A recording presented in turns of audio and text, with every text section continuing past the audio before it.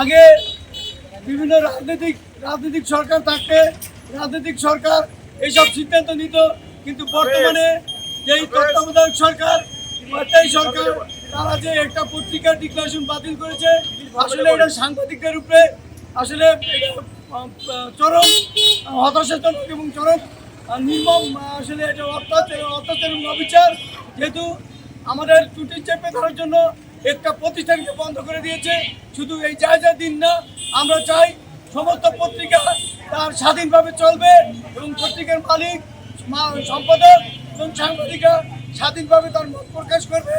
তাই এই লক্ষ্যে আমরা জায়গা দিন পত্রিকা ডিক্লারেশন বাতিলের প্রতিবাদে আজকে মাদারীপুর প্রেস ক্লাবের সামনে আমরা মাদারীপুরের কর্মরত সাংবাদিক বিভিন্ন মিডিয়ার সাংবাদিকবৃন্দ আজকে এই মানববন্ধনে আমরা পত্রিকা কোটি মানুষের পত্রিকা, এই দেশের জনগণের আস্থার প্রতীক দৈনিক জায়গা দিন পত্রিকা দীর্ঘদিন থেকেই সারা বাংলাদেশে যেভাবে তাদের বস্তুনিষ্ঠ সংবাদ পরিবেশন করে আসছে, সেই পত্রিকাকে একটি কুচিক্রি মহল পায়তারা করে তারা স্বার্থের জন্য সরকারকে ব্যবহার করে তারা সেই জায়গা দিনের ডিক্লারেশনকে তারা বন্ধ করে দিছে এবং জায়গা দিনের যে মিডিয়া হাউস সেটাও দখল করছে।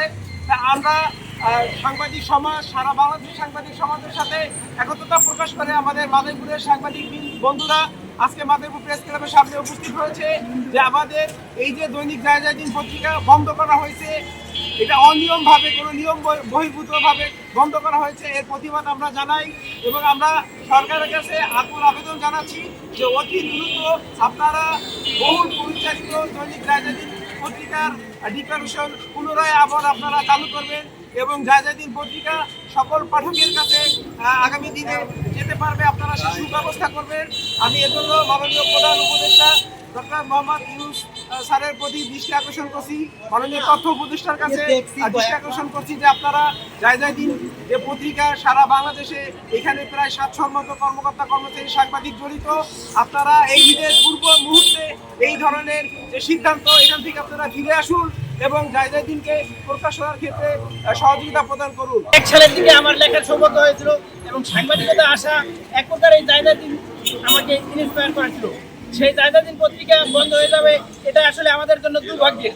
এই জায়গা দিন একসময় সাপ্তাহিক থাকা অবস্থায় এরশাদ বিরোধী আন্দোলন এবং হাসিনা সরকারের বিভিন্ন অনিয়মের বিরুদ্ধে সোচ্চার ছিল। সেই পত্রিকাটা এই সময় ইউনূস সরকারের আমলে বন্ধ হয়ে যাবে, এটা আসলে আমাদের জন্য প্রত্যাশিত নয়। জায়গা দিন পত্রিকা আইনি ব্যত্যয় উচ্চ রেখে এর প্রকাশনা অব্যাহত থাকবে এমনটা আমরা প্রত্যাশা করি।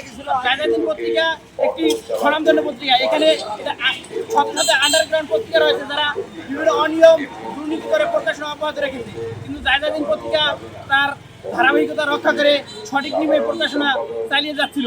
কিন্তু এখন যেই অজুহাত দিয়ে পত্রিকার প্রকাশনা বন্ধ রেখেছে সেটা আসলে একটি অজুহাত মাত্র।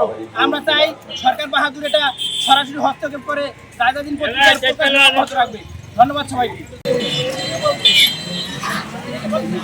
আপনার এই ব্যাপারে জায়গা দিন পত্রিকার মাদারীপুর জেলা প্রতিনিধি তিনি এই পত্রিকার ডিক্লারেশন বাতিল প্রতিনিধি সুন্দর হোসেন আপনারা জানেন যে ছাত্র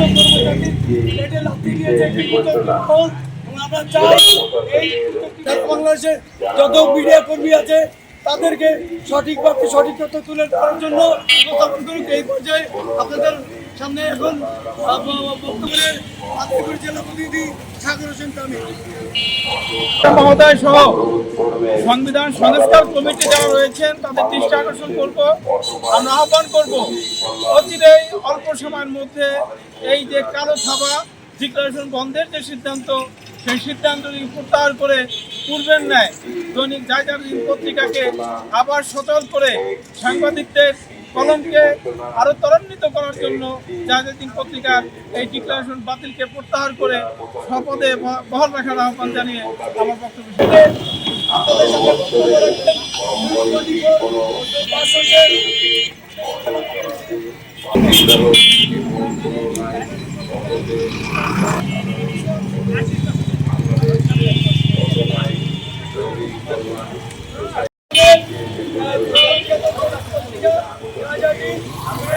পত্রিকা আমাদের সাথে এখন আপনাদের সাথে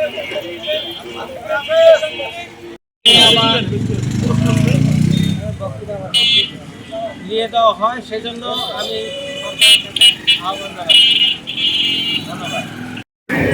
সবাই একটু দাঁড়াই মিষ্টি ছবি